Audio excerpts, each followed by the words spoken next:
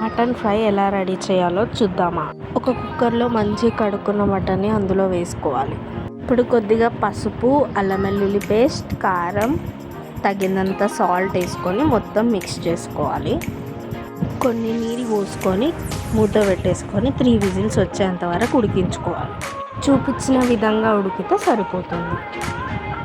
ఇప్పుడు ఇంకో కడాయి తీసుకొని ఆయిల్ పోసుకోవాలి. ఆయిల్ హీట్ ఎక్కాక ఆనియన్స్ వేసుకోవాలి, కరివేపాకు వేసుకోవాలి. ఆనియన్స్ కొంచెం బ్రౌన్ అయినాక అల్లం వెల్లుల్లి పేస్ట్ వేసుకొని కలుపుకోవాలి. దాని తర్వాత ఇప్పటిదాకా ఉడికించిన మటన్ ఉంటుంది కదా, అందులో వేసుకొని కొంచెం కలుపుకోవాలి.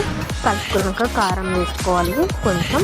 దాని తర్వాత జీలకర్ర పౌడర్, గరం మసాలా వేసుకొని కలుపుకోవాలి. అందులో కొంచెం ఉడికించి ఆయిల్ మొత్తం కొంచెం పైనుంచి తేలినాక కొద్దిగా పైనుంచి పచ్చిమిర్చి, కరివేపాకు వేసుకొని కలుపుకోవాలి.